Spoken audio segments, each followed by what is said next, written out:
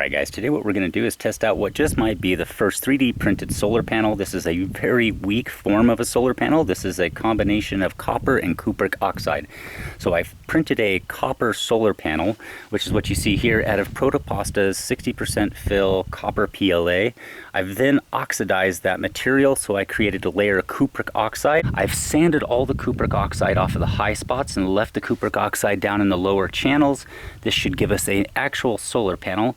Alright, to test this out, what we're going to do is we're going to hook our meter leads up to the high and the low spot here. So we'll have one meter connected to the actual copper material, and then we'll have one of the leads connected to the cupric oxide. Let's go ahead and connect the cupric oxide, which is down here in the low spot.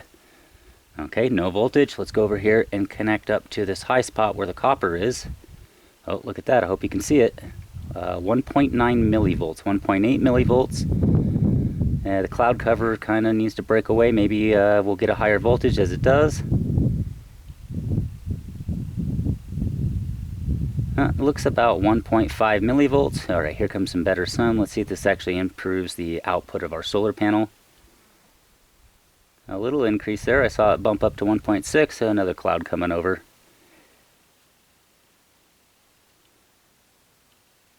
Give me a moment to let the sun come out and we'll do this test again and see if we can get a higher millivolt output.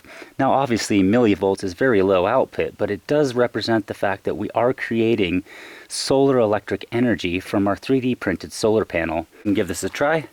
We're going to hook one lead over here to the high spot. We're going to hook this lead over here to the low spot. Oh, look at this. That is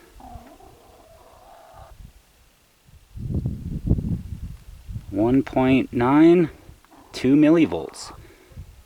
Now, if we sit here for a second, let's see if this will go up. No, but it is fluctuating because we do have some light cloud cover. Now look at this, 2.5 millivolts, 2.7, 2.8.